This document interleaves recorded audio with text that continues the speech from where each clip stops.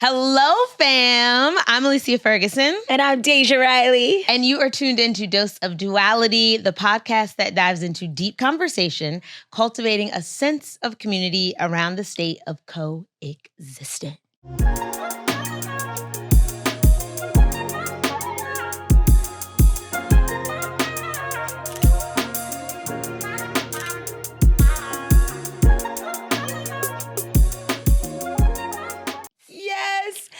And it's our finale. I'm happy sad. I know. Well, two things can be true at once. Yes. That's the duality in it all. Oh, you did that thing right there. So it is bittersweet. We're closing one chapter only to open another. Yes. Because there will be a season 3. Yes. But, and my phone is probably going off for several reasons. I'm just about to say. So first, I want to know how you're feeling. I feel really good today because the conversation that we just had was liberatory. It was convicting. Yes. And also soothing at the same time. Yeah. There was a lot of things like firing off. I was like, ouch. And I mean, you didn't mean to ouch me, but like, you didn't mean to ouch me. You didn't mean to hurt me. Oh, wait. It's our baby talk. It's happening. It's okay. Guys, it's hot in here.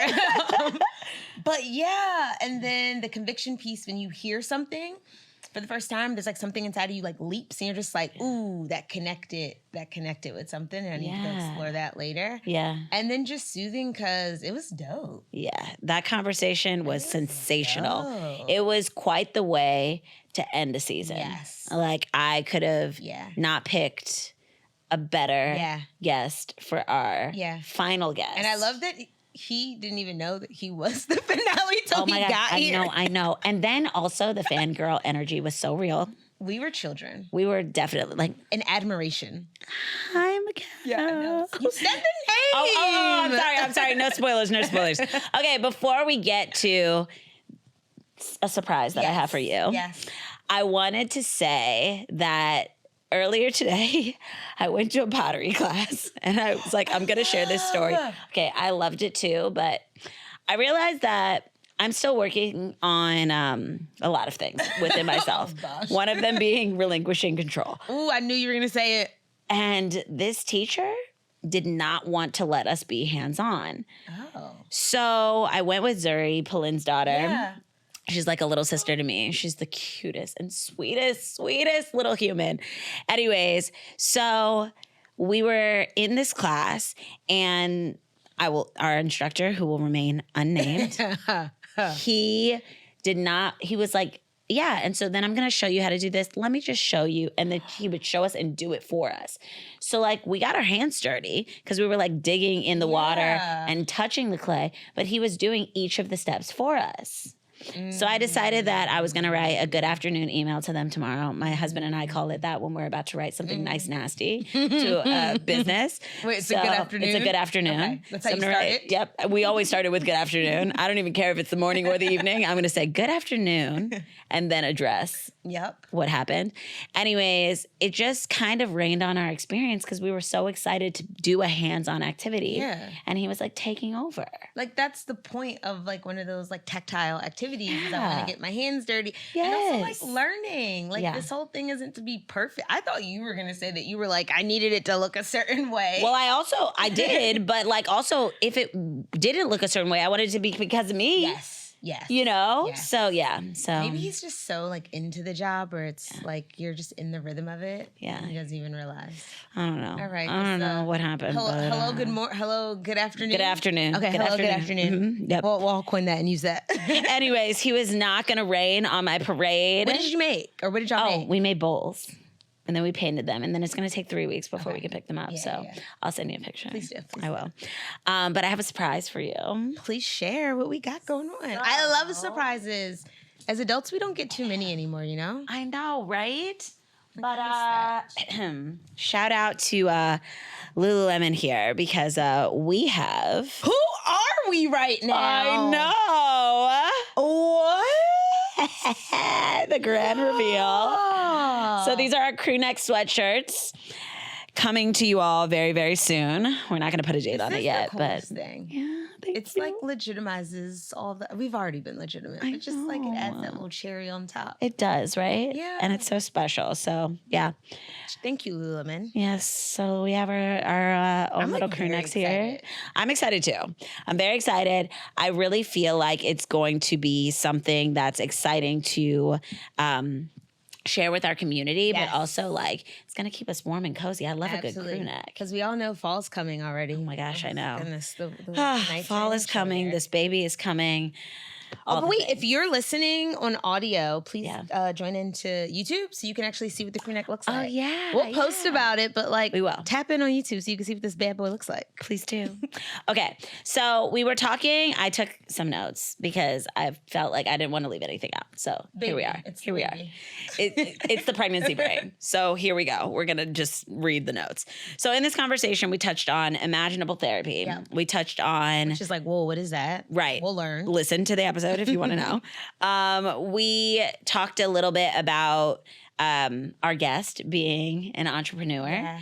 And I love that he described that he's an anxious, overthinking entrepreneur, which is quite a way to describe yourself. And it's like, I feel like so many of us were like, hi, it'd be me. Yep. Like, self-select into that. We also had a moment where you were talking about your kitchen sink and Magic 8 Ball. And, like, what? Huh? And I was over here talking about a lover that draws boundaries. You know, we hit on so many different things. Yeah. And then we all clearly identified that we're all HSPs. I love that. And I love that he was like, I knew that already. Like, he sensed it without like knowing it. And it's just like, our peoples get each other. Yeah. All in all, the energy was so real during this conversation. We were talking to a content and cultural curator, a person of influence, a man of faith, a father, a husband, a friend, a phenomenal human. Yes. Without further ado, we would love, love, love for you to continue to listen to this episode so you can be introduced to Michell C. Clark. Woo! Here it is, right here. Our very, very special guest, Michell C. Clark. Come on, intro. Oh my gosh, I love that. And that actually reminded me of an episode that we did last season with Matt James. When we introed him, and then he said, you're... But that took us on a whole... Yeah, I know. So thank you for all the sound effects. Thank you for being here. Yes. Of course. Thank you for being you. Yeah. Like, I have been so inspired by reading your threads and tweets and Instagram posts for so long now. And it's the funny thing about the pandemic. You feel like you know someone or you feel like you've met someone in real life. And this is our first day meeting. Actually, in person, So, in real life. Yeah, we just jumped right in. So Sure did. Combo downstairs and everything else. Thank y'all for having me. It's good to be here. The energy is great. The water is clear. Like It's cold. It's crispy. Very much so. Yep. So before we get started, though we probably don't need an icebreaker, we like to do a few icebreakers here at Dose of Duality. Fair enough. So we're going to start off by setting our intention. We have some affirmation cards that we usually just spread out on the table, and then we're all going to ground ourselves, and we're going to each select one and get the conversation started with that. Okay. Yep. So I'm going to shuffle the deck and just take a deep breath. We'll do one all together. Yep. Take a big inhale through the nose. Exhale it out the mouth. Yeah, let it go. I like the blubbering It's of the like lips. sometimes you need some movement in your mouth. I'm not doing that part. It's okay. You don't have to. He says a solid inhale, exhale. That's it. So since you're our guest, you will go first. Ooh. Love that. And I'm reaching in. Here we go.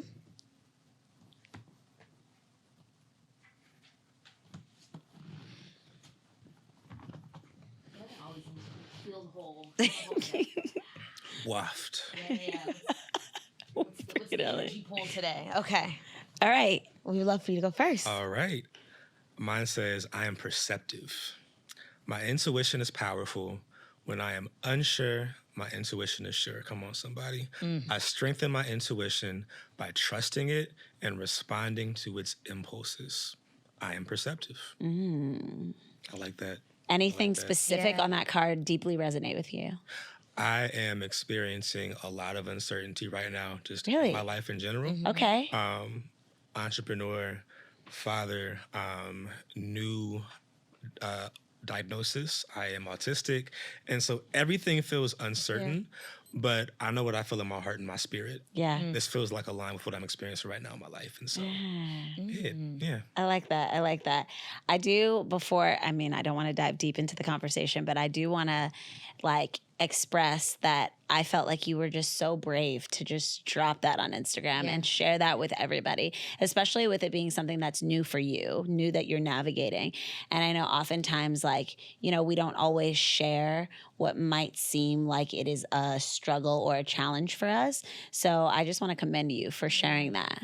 Thank you so much. Yeah. Yeah, I took a month and some change, so it's fairly new, but gave myself some time, and I think that I've realized, one, if I don't talk about the hard things, we're not here today because I don't write and we don't connect, and so I've been really blessed in that finding a way to share the hard things ends up making space for more community, more connections, and it's part of why I feel like I already know y'all. Yeah. We came in and jumped in, it was already cool. Yeah. You know? Yeah. That's special. Yeah. Yeah, Yeah. it is. Yeah. It's beautiful. And I love that you're giving like a different face to what people might think autism looks like. Yeah. And especially like in the Black community, there's a lot of like stereotypes and stigmas around it. And so people are like, wait, but like I know him. Yeah.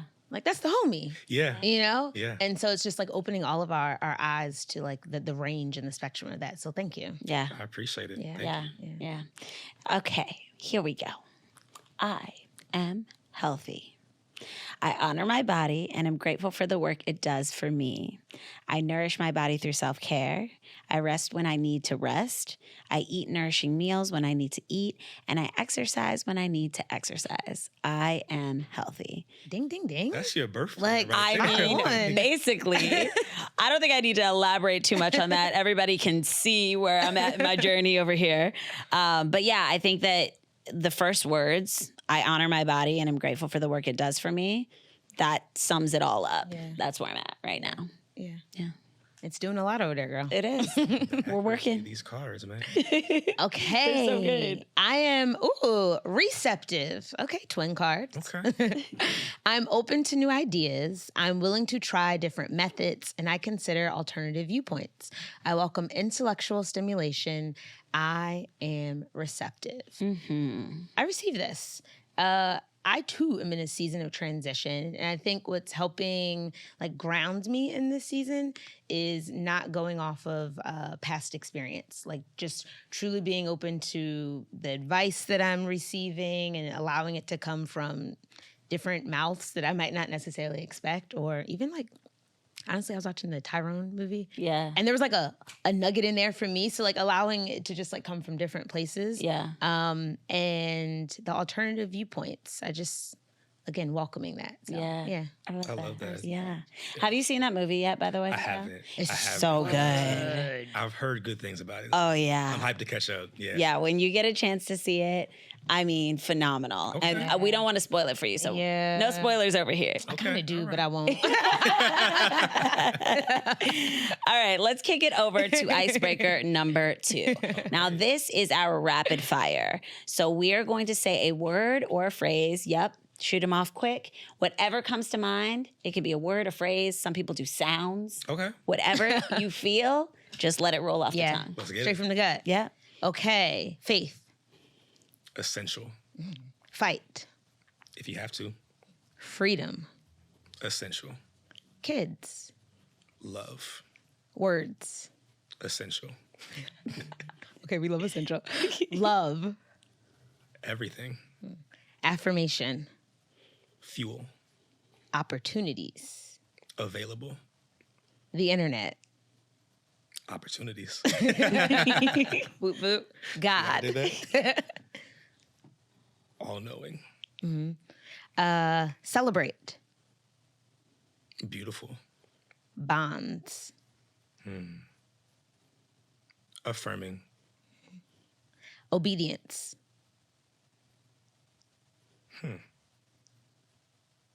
I'll give a longer one. It came to me. I think it's dependent on who you're obedient to. So I think discernment has to come with that. Okay. I like that. Exit. When it's time. And you know when it's time. That intuition. Darkness. Contrast. You have to have darkness to see light. Bones. Strong, ideally. Hopefully. Right? Like, Get your calcium. right. Intuitive. Ooh, blessed, perceptive, aware, and tapped in with the source. Yeah. I like that. Did any one of those kind of like really stick out to you, where you were kind of like surprised by your answer?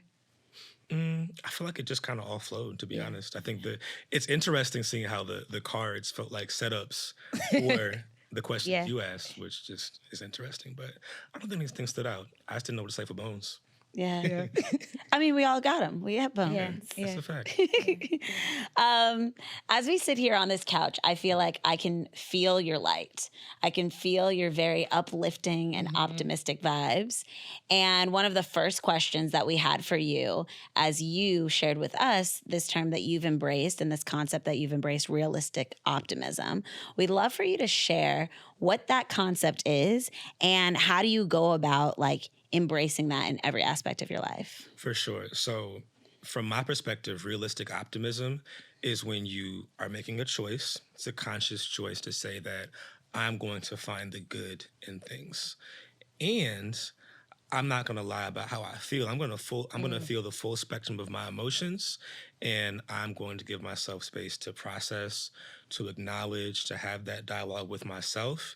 And I'm going to find a way, when the time is right, to find the positive in certain situations. I'll give an example of the opposite. When I got expelled from college in 2012, and that was the genesis for my choice to feed into realistic optimism. And so, I got thrown out, I got humbled. What school? I got West Point Military Academy. Okay. And there's like a lot of pressure that comes with it. Yeah. Your eyes got big, so I was thinking of like some HBCU, and I was like, West Point, intense. Should have been HBCU, but different conversation. Yeah. But I came back home and I had no idea what's happening next. I had worked for almost 4 years and poured everything into trying to reach that finish line. And I came home and people were like, oh, it doesn't matter. Like, we don't care. Like, you're still you. And I was supposed to be a supportive statement, but I was really hurting and angry and frustrated and all the things. And I'm like, okay, you don't care, but I'm at home deciding between minimum wage jobs, figuring out how to pay for school. My parents stepped in, I was straight. But I had no idea what was happening. And I was very, very hurt. I had lost a ton of friends and was really building a whole new life outlook from scratch. And so it wasn't all good.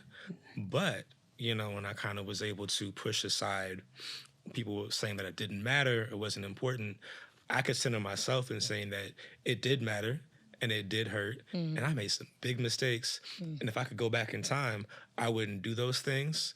And I could also say that I was going to heal, I was going to figure things out, and that I was going to find opportunities that I wouldn't have found had I gone into the military. And I can sit here today and say, I shouldn't have been there in the first place.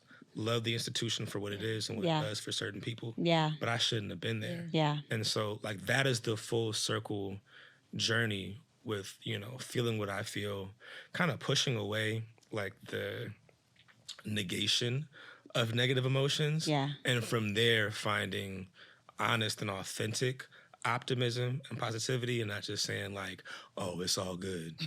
Because it's not. Yeah. When we were talking a little bit earlier, you mentioned toxic positivity. And so would you feel like negating those negative emotions is more going along that line of toxic positivity? Absolutely. Yeah.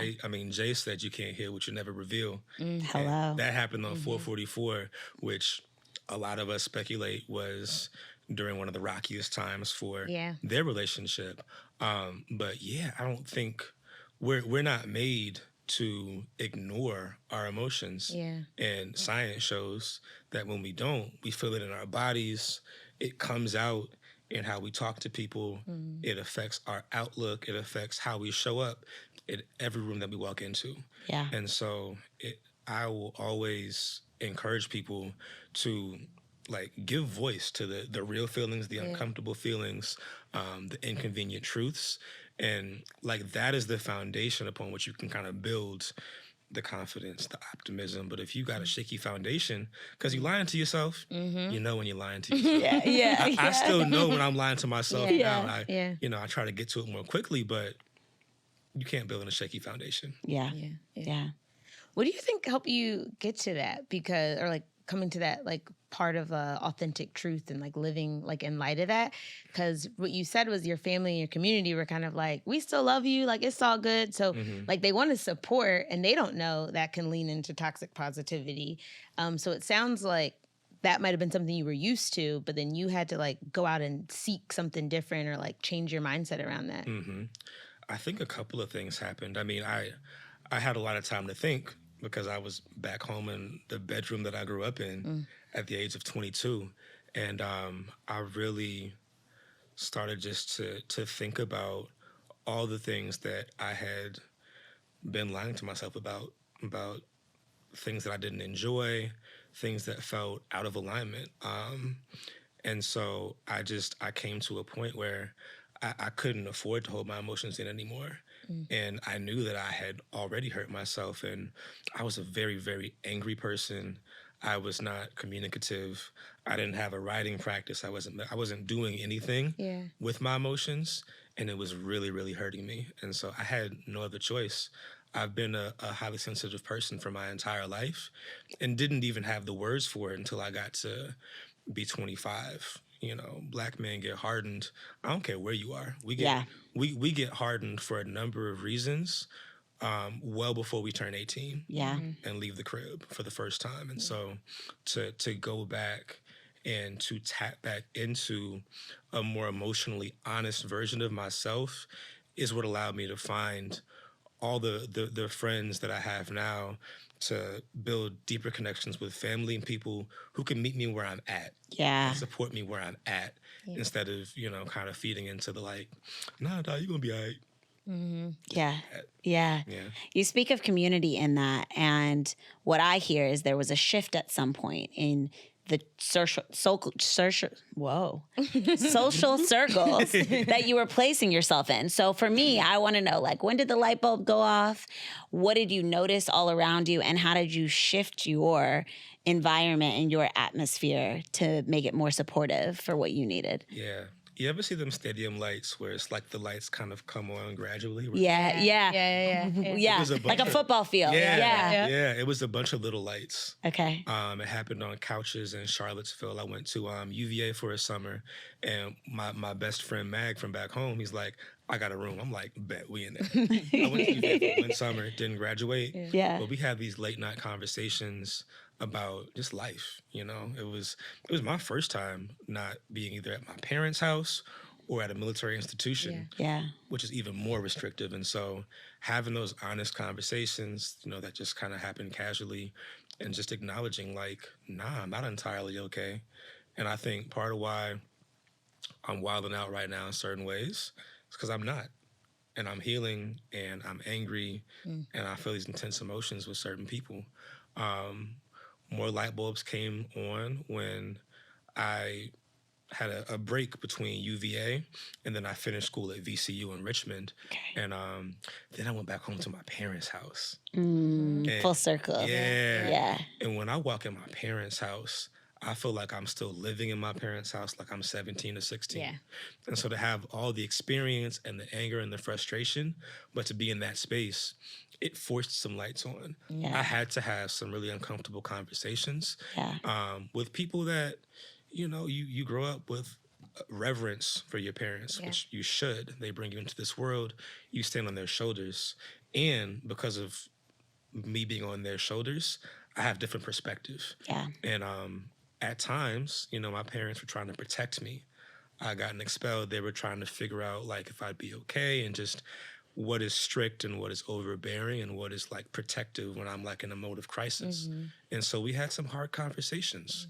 So I got to a point of, almost breaking down, not entirely because of them, but because of the weight of the entire situation. Yeah. It's like, go out into the world, figure out something, work somewhere, do something, and make everything make sense. Yeah. My internal dialogue didn't make sense. My internal monologue didn't make sense. And so the world wasn't making sense. Yeah. And so more lights came on when I had to not just be honest with myself and my peers, but have the uncomfortable conversations, with people who raised me and who are authority figures, my first authority figures. Yeah.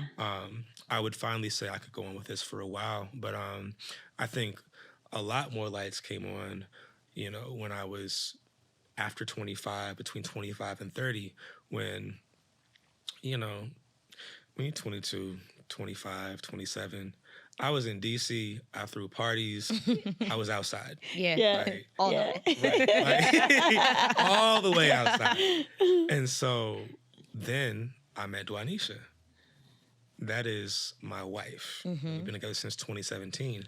And you think you know yourself when you are not living with someone, whether physically or even just relationally every day.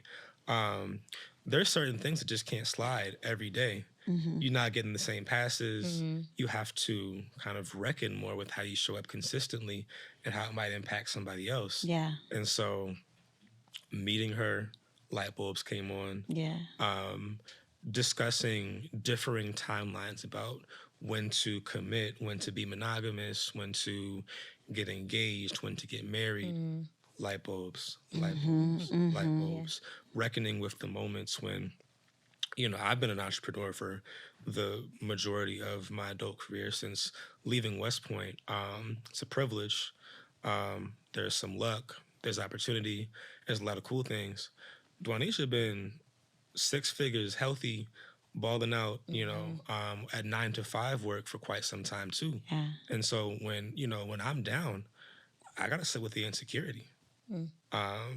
Light bulbs come on there. Because why am I acting a certain way when things are covered and taken care of? And so we have to have more honest conversations. And you better believe a whole new stadium of lights came on when we realized we were going to become parents. Yeah. Pain parents. Yeah. And Deja, one thing, it's so much to talk through, but when you have a kid, you have to reparent your inner child. Because you're thinking about, what did I experience and why, and how do I want to show up for this little person that I am charged to protect, 24/7. And so the light bulbs just kept popping on there too. Different ways. So I love that you touched on reparenting your inner child, because it's the exact work that I'm doing right now in therapy.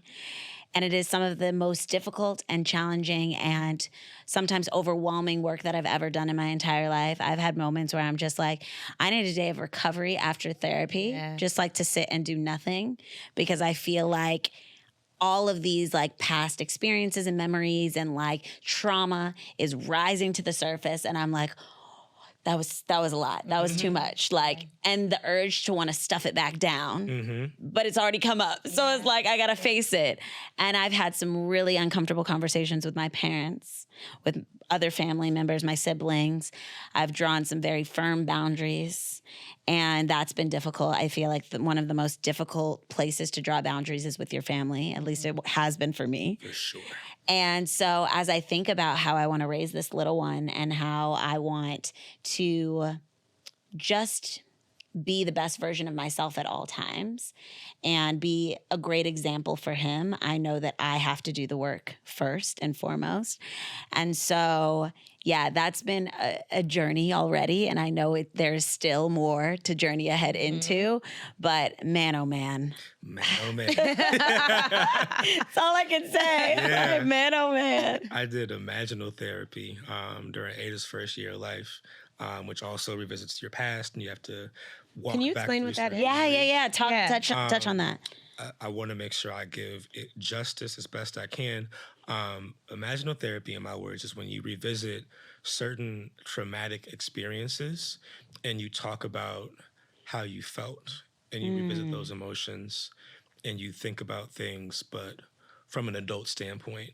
Like there are certain things you carry that you experienced when you were 3 or 5 or 9, and you experience it from the vantage point of being a 3 or 5 or 9-year-old. But when you look back as an adult, it's like, that didn't matter, or that wasn't my fault, or maybe the adult in the scenario should have been the one to manage their emotions, like things like that. And so it is a lot of sitting with intense emotions, and sometimes you feel that you should have experienced life differently. You should have been brought up differently. Not in the entirety of your whole childhood, but certain things that stick out to you. Yeah. Right. Yeah. And so for me, I was in this co-working space in Bed-Stuy, and there's not a ton of space in Bed-Stuy, so I'm in this little phone booth. Yeah. It's got literal foam around the edges. And I'm like, so when I was in second grade, I lost my gummy worms, and I'm still feeling it today. Yeah. But in a more serious way. Yeah. And just reckoning with that. And so for me, I would, if my wife was free, I'd say, can we hold hands and walk around the block and talk about nothing substantial? Yeah. I'll go and get me a soda or something. I try to eat pretty healthy, but I have my cheat snacks and drinks and things like that. Oh, you're talking to the queen of, I won't even call it cheat snacks anymore. It's just, this is what's on the menu for me. This is what I do. Yeah. Alicia knows all about my cravings and things. Nah, you entitled, first of all. Listen. Like, you want what? All right, we're going to make it happen. I think the funniest thing that you reacted to was when I was like, yeah, and then the pickles with the gummy worms. Yeah. I was So you like, put the gummy worms on the pickle. I'm telling you. See, your face. No. Michelle, I'm telling you. It's just the perfect, like, salty, sweet, sour treat. So like I was saying, therapy. You having a problem? you got that. There You are got professionals. Nah, I remember there are some funny food stories from Tunisia. Yeah. I know one funny one. Me and my wife, we were in Richmond at the time. Yeah. I think she was like, I think it was second or third trimester. It was like 11 o'clock. We down south. It's like a little more spread out. It was like 11 o'clock. She's like, I'm going to this drive-through. I'm getting these French fries. Are you coming or not? Yeah. And so we were down there, and it was like an hour-long wait because it was like it wasn't a hood McDonald's, but it wasn't a not hood McDonald's. Okay. Yeah. And so In we were between. just down there. But the food stories will continue. Yeah. Prepare yourself. I love to eat, y'all, so we all good here. All right. Wait, I have a question about this. It's imaginal therapy. So if they're bringing you back to these traumatic events, how does that happen? Is it like some type of like meditation Or like hypnotism or like, what's that process? It's not meditation or hypnosis. It is more so you sitting and talking with your therapist. I was on Zoom, of course. But just she would just leave space and talk me through this moment. And we would kind of take a second, pause. Yeah. I'm like, the first few times I had to calm my heart rate back down. Yeah. Because I still felt all the intensity of things that I had largely shut out. Yeah. Before we launched Imaginal Therapy, we were talking through some feelings I had in general about what I experienced before I turned 18, right? And so we found a few experiences that kind of felt like they were the core of some trauma that I had yet to fully heal from. And so Imaginal, she would just ask me to tell her about the experience that I had when this event occurred. And what would gradually happen, because she would ask me how I felt at the end. And gradually, my heart wasn't beating as fast. I didn't feel as stressed afterwards. And I was recounting things in more detail. I was able to kind of pull out more of how I felt. I was able to name just more of what happened from a neutral standpoint. Yeah. And not in a way that was more rooted in my hurt. And so, it's a beast. Yeah. But it changed me in ways that I don't think I'll ever be able to take for granted. Yeah. I love that. I've done, I don't even know what you would kind of consider it type of therapy. But it was my therapist at the time kind of like walked me through, and I would call it like a light, she'd say it's like a light meditation. But there was this moment where to get closure with somebody that it wasn't, I wouldn't say it wasn't safe, but it just wasn't recommended to actually like go and get closure with the person. And bringing you back, kind of like counting down to 3 and then putting you in that space where you're sitting there and then you imagine the person in front of you. And then it was like imagining like where you're actually connected to. Cause there was this like innate connect. I'm like, I just feel like I can feel this person. Like I know what you're thinking. Like I can still sense your emotions, like that type of emotional tie. And then while we're going through this and she's having me like pick out the details and things, it was like I could start to feel like where the connections my body were like feeling like connected to that person's. And like if I was just to sit and think about it normally, that would have never like come to me, right? It's just like, I don't know, I feel connected to the person. There's a lot of history there.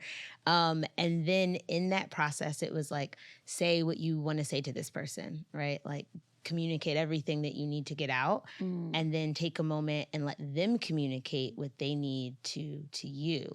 And so that I don't necessarily know what they need to say, but you're kind of like giving it space to come.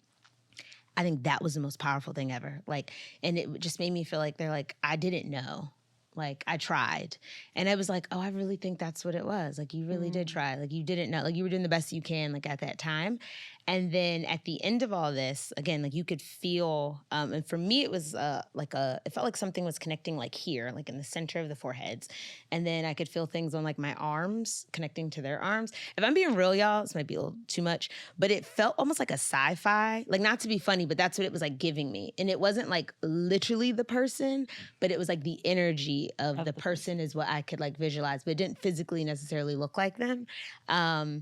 And then where the connections were just, it was very surprising. And then afterwards, when I was telling her this, like she gave me more information, like, oh, this usually means this, or like this usually means this. And it was just such a powerful experience. And then after they said what they had to say, and I'm just like in tears, like in this meditation at this point. And then it's this idea of like closing them in like a glass box. So just like letting it be.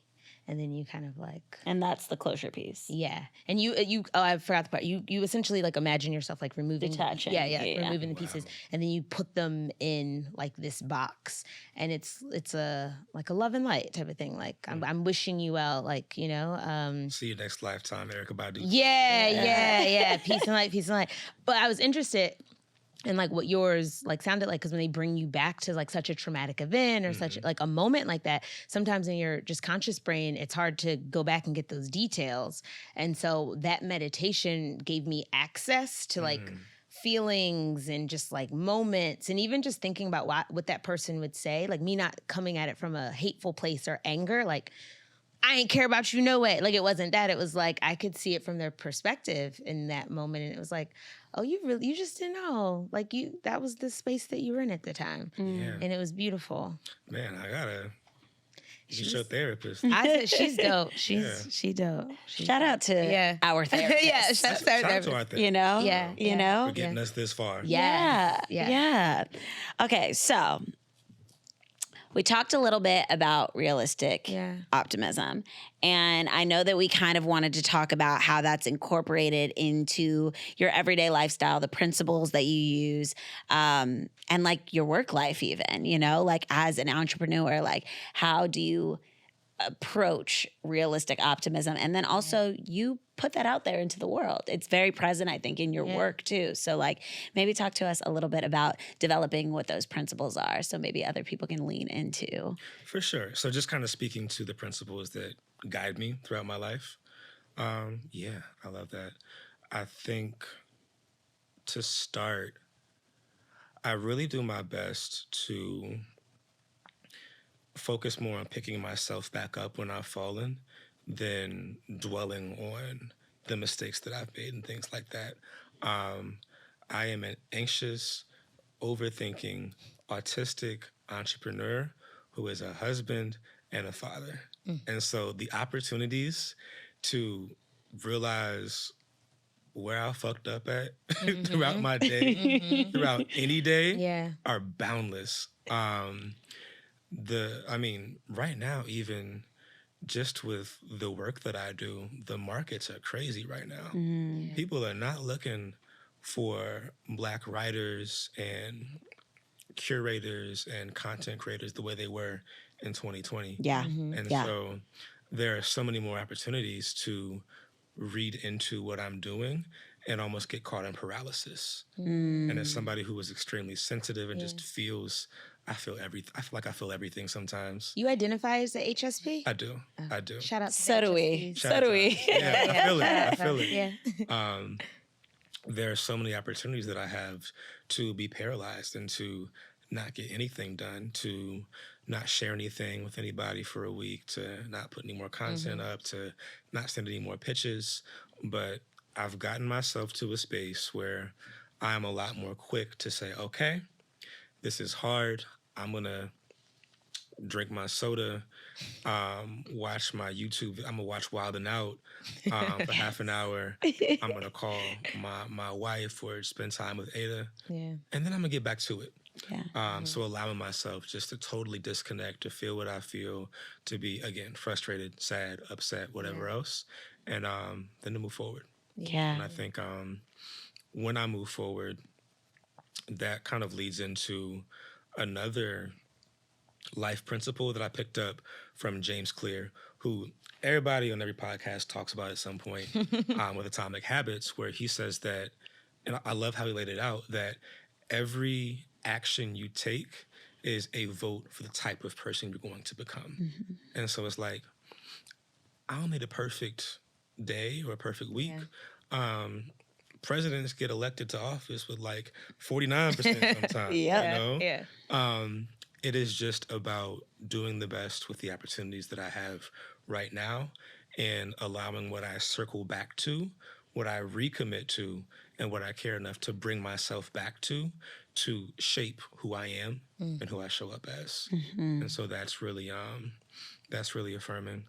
I believe that I deserve to be at ease and to not be rushed.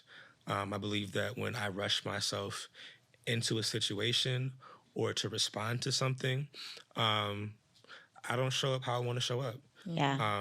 I've agreed to do certain things where if the pay not right, I'm not feeling the conversation. If something doesn't feel right, I'm not gonna show up and be my real self. Frustrated or aggy or mean or short, or not produce the best thing.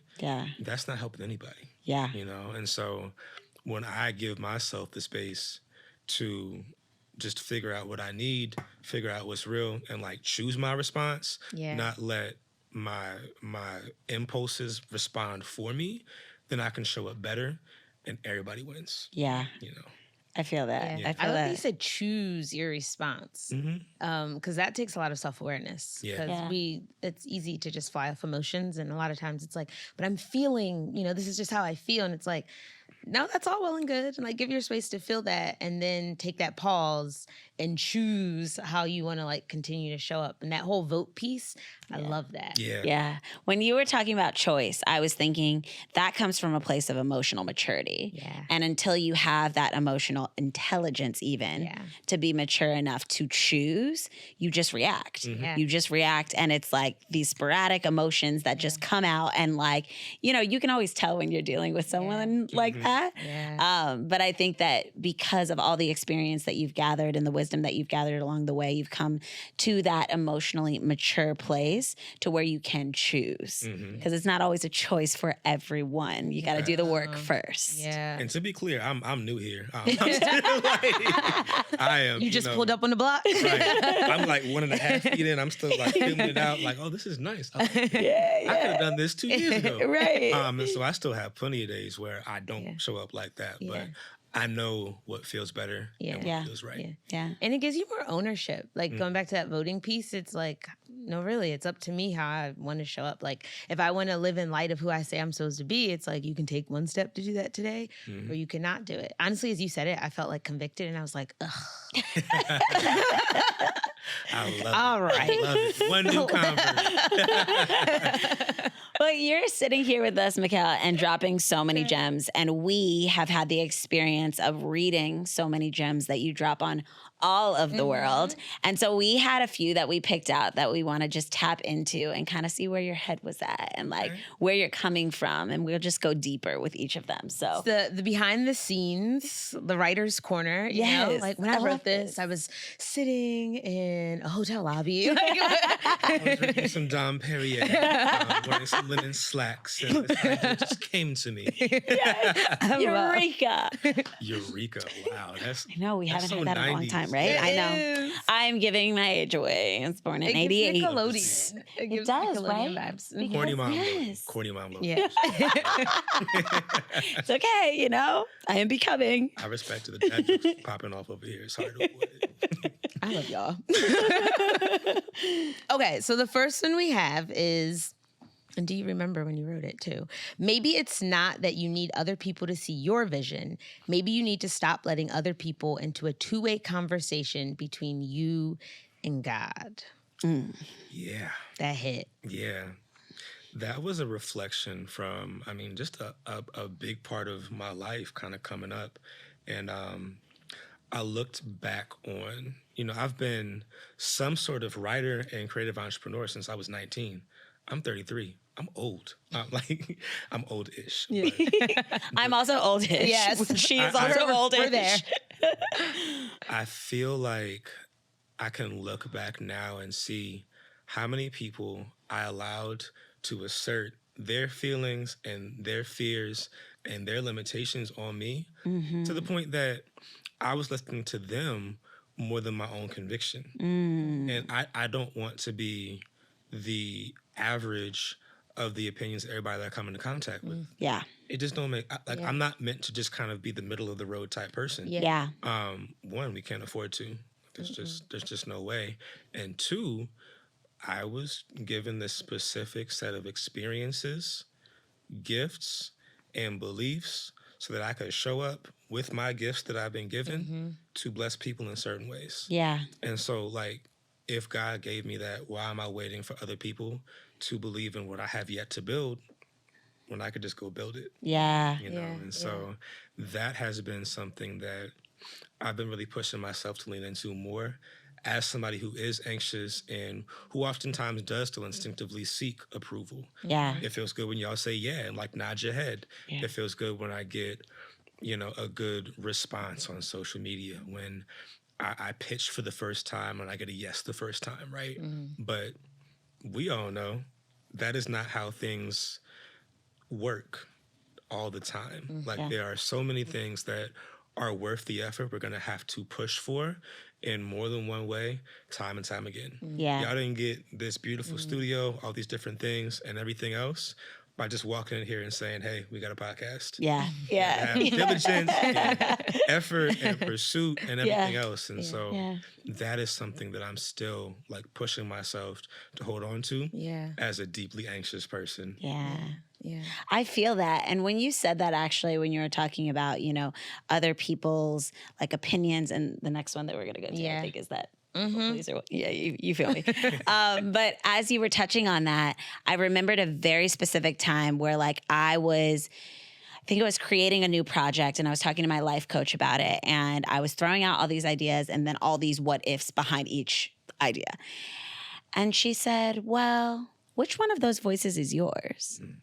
And I was like,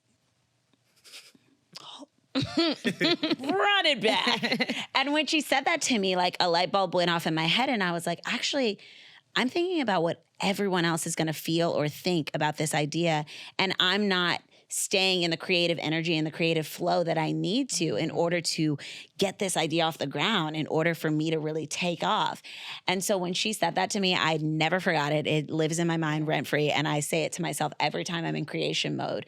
Where's my voice in this? Yeah. Like, so I can clearly see and lean into that and allow that conversation to just be with me and God. Yeah. I love that. Yeah. I coach people here and there, and I coach myself too, to be clear. And one thing I've started to do is to ask people to think about the version of themselves that they want to affirm, right? Like, what are you afraid of? You know, what are you scared is going to go wrong? And then who are you trying to be? Who do you want to show up as? And, you know, what do you want to believe? So you can, you know, kind of almost channel that version of yourself that's already inside of you. But you have to remember that they're there when you're going through your moments of anxiety and fear and everybody else's voice coming into the picture. Yeah. I remember one like specific time where, so I have my, you know, your kitchen table. I have my like kitchen table, and then I have my like inner circle, like my counsel, where I know they're gonna give me godly advice. They're gonna give business advice, and like they're not just gonna like champion me. They're like, no, you was wrong. Like just own that, right? So I at this one point I was like going back and forth, like call my cousin, I call my mom, then I call my mentor. And I remember I was praying on it, and I clearly heard God being like, stop treating these people like they are a magic 8-ball. Like you're going to everybody else trying to like piece together the advice that you need for this situation. And it's like, come to me. Or like, already told you this, so stop having it try to be affirmed by all these people to confirm it. And I was just like, ouch. I mean, calm down. Like that's not what I was doing. I didn't think that's what I was doing. You know, like you're loud right now. But it goes back to, he's like, if he's telling you something, he didn't tell anyone else that, so they can't affirm that.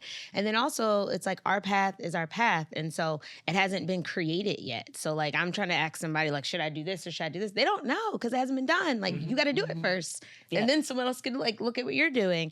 So I think that two-way conversation piece, for me when I get caught up in that like it's like, it might sound crazy because it hasn't been done or no one's done it the way that God's telling you to do it. And that's like the beauty, like that's the magic in it. Like that's the gem, right? And just like owning that. Yeah. Yeah. I find that the people pleaser in me tends to run and try to get the validation from others. And so this next one that we're going to read, you posted it, I think, on Threads like maybe a day or so ago, and it hit me hard because I'm still recovering people pleaser, and sometimes Same. you know, fall back into that same behavior. Yeah. So let's read this. Okay. The people pleaser inside of you will remain silent when your boundaries are violated. The people pleaser inside of you won't be able to serve you or anybody in the end because they will have you too exhausted to do anything for anybody. The people pleaser inside of you is not qualified to make choices for you. You have to choose. When you said that, also, I was imagining, and this is probably also the soon-to-be mom in me, you know, that purple people eater? Yeah. Do you remember that? Okay, so I kept thinking people pleaser, and then I was like, purple people eater, because I was thinking of a different character inside of me. Anyways, we want you to elaborate, go deeper on that, and like, what were you feeling? What were you thinking? I think I was just thinking about how my boundaries are for me, right? But if I set boundaries with you, it's because I love you. And me protecting myself means that I can love you better. I can love me better. I can show up for everybody else in a way that's more real and more sustainable.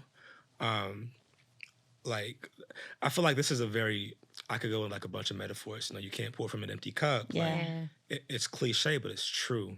And I think that part of why a lot of people become so frustrated and burnt out from personal life to professional life to whatever space it might be is because they're trying to show up for too many people in ways that is outside of alignment with who they are, you know? And when that happens, it might happen for a bit. People gonna say thank you. They might take you for granted too. But no matter what happens, no matter how good it feels in the intermediate, you're gonna get to a point where you just can't do it. It's not possible. Yeah. If you are not showing up for yourself, if you are not naming your boundaries, if you are not naming your needs, nobody else can do that for you. Yeah. And you're gonna hit that space where you're like, I'm not giving nobody nothing. I'm not giving anything to anybody for any reason because I'm exhausted and people are not showing up for me in the way that I need them to. But a big part of that always comes back to us being able to name what we need, to people who want to give us what we need. Us being willing to take some space from folks who have heard what we need and don't want to give it to us.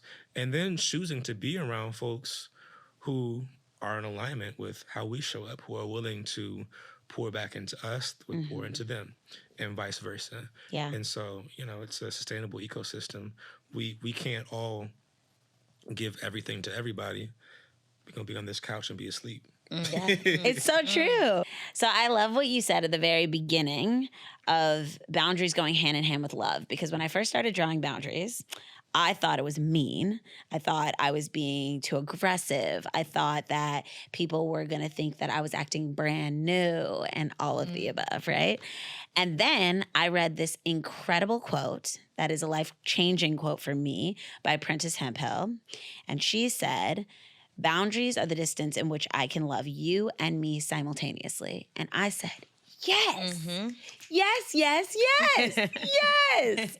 And that quote has stuck with me forever. In fact, actually, my best friend Sid is the one who passed along the quote to me. But when I read it, I was like, I can set boundaries and still be a lover.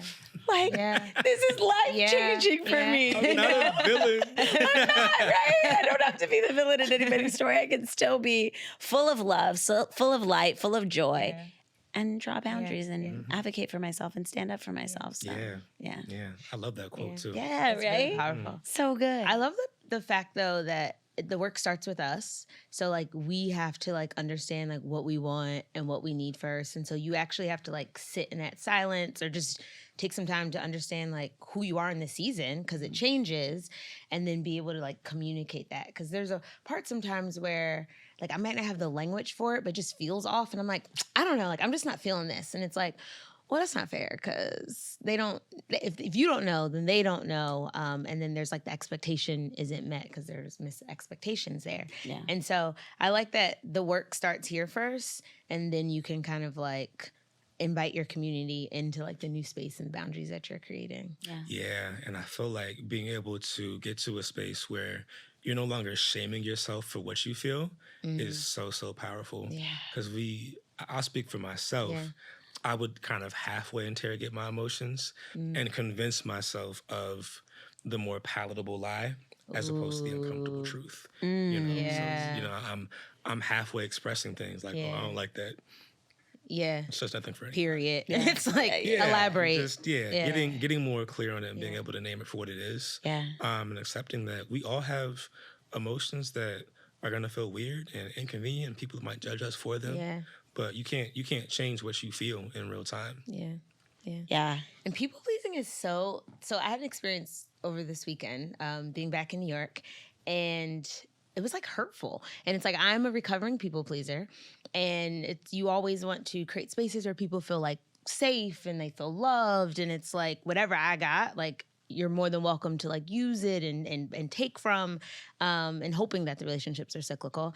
And so I used to own a coffee shop and a yoga studio, and so in Bed-Stuy. And so it was always one of those things where someone's I'm trying to do an event or trying to do this, and it's if I got it and we can make it work, all love, all good. And so one of the people that was always kind of I'm trying to do this and trying to make this happen. And I ran into them at the bodega in the neighborhood, and I haven't been around for a few weeks. And I'm just oh, what's up? You sat there and told me about the girl you trying to marry. And it's not just casual conversation. It's someone that I've considered us developing a relationship at this point. And it was so, I don't say cold, but it was just so casual. Oh, and it's and I don't have something that you need anymore that you feel is of value to you. You kind of gave me the cold shoulder. And it really, and it's one of those things where you're you know it. But when it happens, it's just it just put it in perspective. And I was okay, all right, got that. I understood what that relationship was about. And so it made me think of, as we were talking about this, all this people pleasing, all these people that you want to create relationships with and pour into. And it's is it really cyclical, or you're burning yourself out? Because at that space, it was a lot. It was a lot for me. And so it's you did all this trying to support community and these things. And then when it's not there, it's where does that relationship stand? And so just thinking about how people pleasing, with the burnout piece of it, and just the pain that it could cause you. And so again, it's to protect you, but also to protect others. Yeah. I like that you said that and that you shared that.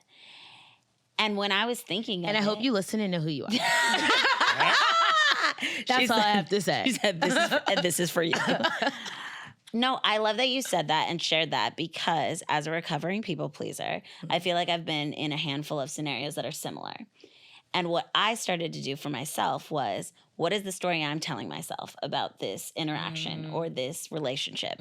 Because if I am giving that person the same grace that I would give myself, they could be having an off day. Yeah. Something could have just happened to them. They could be living in some traumatic experience. Like, we have no idea. And so, like, what I struggle with, or what I struggled with in the past, was like basing something off of one interaction as opposed to allowing like whatever that is to just be in that moment and me to leave it there and not take it as, you know, personally. Yeah. So like, as you were saying it, I was like doing that exercise with myself, and I was like, honestly, the people pleaser in me would be like, oh, that's how you feel. Okay. You know, keep it. Okay. We'll keep it casual. Yeah. But the version of me that has done the work and now has experienced the growth in that area goes, oh, well, that was that moment right there. We're going to leave that moment right there. And who knows what that person was experiencing that day, that they had that sort of energy, you know what I mean? So yeah, maybe it wasn't anything with you. It could be. Yeah. I like that perspective too. I love all this perspective, actually. It reminded me of something that I've kind of grown into using for a life principle, I guess. It's to give when you can give without regret. Like, if it comes back to me, cool, that's great. But if not, like, I had it, I gave it to you, and that's it, you know? And I think that is like a really good grounding principle for being a recovering people pleaser. It's tough out here. It is. My dad says that about money all the time. He's like, never loan money. If you loan it, don't expect to get it back. And that's always just one of those things in my head. I'm like, okay, got it. Like, I'm whatever it struggling is. with that currently. Yeah. Well, because like you said, like you were talking about the idea of like reciprocation. So like, whenever I am giving it to someone, I'm assuming that if they had it, they would also do the same for me. And so that's something that like I'm currently working on. I was given that same advice, but I still was like, here you go. And then I'm like, but hold it. Because you're not going to give it. You're not going to give it back. I was tripping. Yeah. Yep. But this is all great. This is good. Okay, let's move to the third one. What do we got? Oh, here we go. Okay. This was your favorite, right? Was this my favorite? Oh, let me back out. Because this is one. Okay. It gets better. Doesn't mean you should sit around and wait for it to get better. It means you should trust that things will get better while continuing to do your part. Don't just keep the faith, act on your faith. Yeah. Preach about it. Give it to us. I think we have to remember that we're powerful. Like, we can change the course of our lives. And if we don't believe that we can do that, we're kind of leaving things up to fate and up to chance and kind of just going where the wind blows. I'm not trying to do that. I've seen what's happened the past 10 years, most of my life actually, if you just kind of leave things to fate. And I love what happens with intentionality so much more. Yeah. And so I think that I've seen a lot of instances where people are almost encouraging me to just kind of wait and see, and if it's meant to happen, it'll happen, which I can agree with to a certain extent. But if it's going to happen, it's going to happen in part because I was doing my part to bring it to fruition. Yeah. You know, I'm willing to hustle, to get my hands dirty, to do the uncomfortable thing, to stretch myself, to do things that I would have been scared to do a year ago. And I think that is a really important thing to hold on to and to believe in. Yeah. You know, we can all, and I think we all will be very different people in 5 years compared to who we are now. Yeah. And a big part of that is what choice we make every day, who we choose to be, what direction we want to head in. And that is why things are going to work out, because we're going to commit to doing things that are in alignment with where we're trying to go. Yeah. And we're trying to be. Yeah. I love that. Oh, I heard Michell. have there's you need a what's the word? Like if there's a goal, have an aim, have a target Yeah. for it. Yeah. You can't just be like, that's the goal and then just let it Hands be. off. Yeah, nothing else around. All right, name the goal. Ooh, good to go. If only we could all just do that. Right. But I mean, I also think hand in hand with that, the power of manifestation is strong too, So just as you said, we are powerful beings. We have the power to manifest. So it's also our job to put that energy forth into whatever it is that we wish for or really desire. Yeah. I know that you wrote some special words for us. I did. And so I think we would love for you to share it with us and our community in this moment. We got a new John. I know, right? Philly word. New John. I wrote this on a New York train, for the record. Love that. I was sitting down and there was air conditioning. Love it. Right. That's a important. 90-degree day. Right, you gotta have on the a air day like conditioning. this. Yes. For sure. And so this kind of speaks to the nuances of being positive, but being realistic and trusting yourself to feel what you feel. The affirmation reads, I trust myself to acknowledge and process my difficult emotions and inconvenient truths. I know that being honest with myself is a liberatory act, even when it's difficult. And the intent behind that is to not only encourage us to see that we can be honest with how we feel in any situation, but that it's a great thing to do. Even when it's hard, even when it's uncomfortable, being honest with yourself is what allows you to attract what's ultimately in alignment with who you are. People don't know how dope you are, how real you are, what you stand for, what you believe in, what you care about, if you don't talk about it and act on it. Yeah. And I think even when, we have tension and conflict because of us speaking our truth, that's so much better than living a life that's out of alignment with who we're meant to be. Yeah. Like there's nothing that can replace finding your real people because you were real with yourself. Yeah. Woo! The inconvenient truth too. I love that. That little insert, man. Because it's like truth, yes, but sometimes it's just like, oh God, I wish it could be something else. Yeah. I wish this wasn't exactly how I felt, or wish this wasn't what actually happened. Because you have to process that and then deal with that. I have a question. How do you manage that? So if there's an inconvenient truth and you share a lot online, what's your balance between what you'll share about that truth or what you feel like is just personal for you? That's a good question. And I'm still kind of learning how to manage, the audience, the notoriety, whatever you want to call it. I didn't think I'd have all this.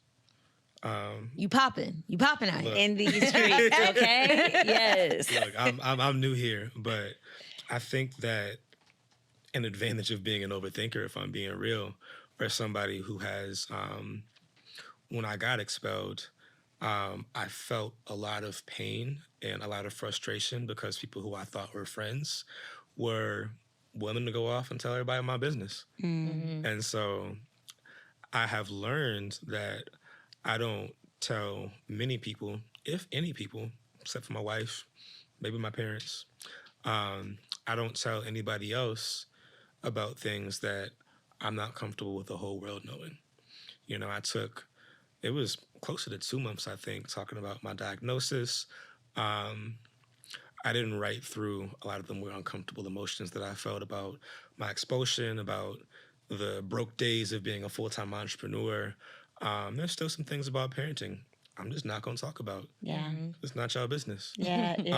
And I can love people and want the best for them and share what I'm willing to share. Yeah. And that is, I think, a really important muscle to build. Mm-hmm. And it happens by repetition. You have to be willing to put one little pinky toe out there. Yeah. Share something for the first time.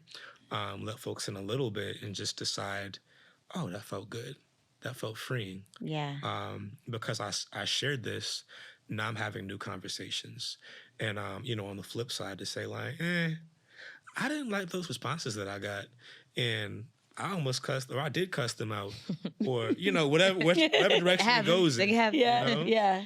You start showing up like somebody you don't want to be. Yeah. I think that has been a really important thing to figure out. But, assuming that people talk, assume that people share, because, everybody's going to be like, don't tell nobody else, but Mikhail told me this. That telephone thing is crazy. So-and-so told me to tell you this. Yeah. Just goes in that direction. And it's not malicious for the most part. Yeah. People be hating sometimes, but for the most part, it is human nature. Yeah. And to be human in community is to accept human nature. Yeah. I like that. Yeah. I have another one. Okay. Because I want to. I was like, what a soft place to land. And I said, Wait, Alicia, go ahead, get it add out. the comma boo. there. Go ahead. Land comma. Because you talked a lot, not like in detail, but just when you were talking about the labels that you hold now, being like a father and husband and entrepreneur. And even just building this like amazing community that you have online. And so this like realistic optimism that you've developed, how do you incorporate that like within, because that's your views. So how do you incorporate that with like family life and your wife and your kids? I think you have to pair optimism with realism and with empathy. It don't matter how real you being, there's some moments when you don't want to hear everything's going to be all right. Like sometimes if I'm mad or if my wife is mad, we just want to hear, shit, I'm mad too. Yep. Thank And you. Feel me. Like that's a real thing. Yeah. And so I think knowing your people, knowing yourself, when it comes to like one-on-one conversations, I'm a feeler. I'm gonna feel with you, and I can't really give any feedback or anything worth saying if I can't acknowledge how you feel. Emotions shape every dynamic, every memory, every experience. If I'm on here nervous, I'm gonna come out having a different feeling than I'm like what I'm feeling right now. It's like, nah, y'all cool. It's a good conversation. Yeah. And that applies to everything that we experience. And so it's my responsibility if I'm in conversation, in community, or interacting with you to do my best to understand how you feel. Yeah. And then from there, if there's space for realistic optimism, might not be, but I can work it in. And sometimes with my wife, it's even like asking, are you in the mood for a solution? Or are we just mad? We just gonna ride out? Like, I love Yeah. that. Yeah. I love that Yeah. you said that too, because like as you touched on what you were saying, you were talking about the dynamic between you and your wife, or like saying, I'm mad too, or asking her like what she might need in that moment. It reminded me of a very what I felt like healthy argument I had with my husband a few days ago. And he was like, well, what do you need right now? Like, how do you need me to support you? And I said, I need you to leave me alone right now. I need you to leave me alone, and so I could sit in these emotions, because I don't even know what to say right now. I haven't even processed it. And he just said, okay. And I was like, smart man. I know, I'm a smart man. But it left the space for me to then be able to go deeper and to think about what I wanted to say and be very intentional and clear in communication with him when I did revisit the conversation. And the fact that he was able to respect that, like, it was great, because afterwards we like recounted the whole entire argument and conversation, and we were brushing our teeth, and it was like the last moment of the night. And we both said, we did really good with that. Like, that was great. Yeah. Growth. Yes, right. So yeah, I love that you shared those healthy dynamics between you and your wife. I could really relate to that. Yeah, thank you. Yeah. And I would say too, for just, writing for people in general, I think it's the same thing. Like working in the understanding of what might cause the pain before even trying to offer a solution. Yeah. Because half the time you just end up sounding like preachy and judgy as opposed to understanding. Like, I think some of the best writing comes from people who are writing through what they've experienced and what they've survived. You know what I mean? Okay, so your husband surviving a pregnant wife. No, I'm kidding. Wow. Surviving the mood swings He's like, and everything. He would agree. He's gonna listen to this episode and be Yeah. like, he sees me. Yeah. He sees me. I think That's a rarely lot. I have certain friends who we have this rapport with, and it's like, do you want feedback or do you just like want to talk right now? Because I'm like a solution oriented person, so it's like I dive into like, let's solve this because that's what you need, and I want to be helpful. helpful. And they're like, nah, I'm just let me get this off. Mm-hmm. And at first it took me a minute to be like, well, that's ridiculous. Like, why wouldn't you want to solve the issue? And it took me a minute to be like, oh, like that's not your place. Mm-hmm. And it's less stressful, what I realized. Because I'm over here trying to like help you solve it, and that's not even what you want from me. And it's just like, oh, you just want me to listen? Mm-hmm. Okay. Something I had to learn and articulate is that people process and heal and think through things at different speeds. So like we could be going through a similar situation. We had a similar experience. I'm pissed off for half an hour. You pissed off for like 5 minutes. And you like, oh, well, we can just do this. And I'm like, nah, I'm just going to be mad. That's where I am. That's right, yeah. And it's not a lack of desire to hear your solution and perspective. Yeah. It's just like, when I'm ready. Yeah. I like that. That's a good practical tip, y'all. It is. Ask people, do you want feedback or do you want me to just listen? Mm-hmm. Yeah, I like it.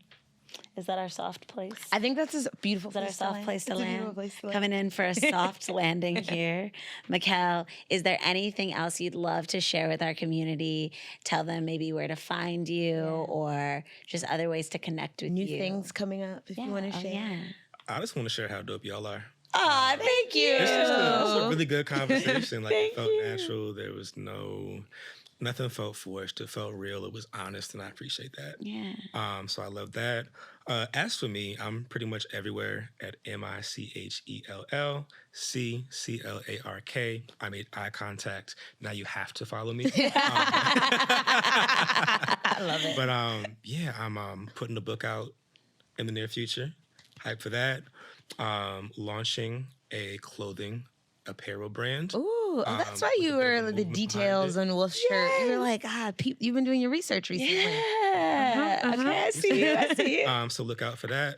And Instagram, not so much Twitter, because I don't know what's happening with Twitter. X? Substack. Oh, Yeah, we're not doing that. Threads. Yeah. And Substack. I'm starting to make space for some deeper writing. If you want to support me, as a $7 per month subscription fee, I'll have some more kind of like direct chat features and some more in-depth writing and things like that, if you feel so inclined. But yeah that's it. Thank you so much. Thank We you. appreciate you so much for being here. This was an excellent episode. I know all of our viewers and listeners are going to absolutely love this. There's so many things to like write down, take away, practice, chew on. And I would also say everyone just go follow you on Instagram. Yeah.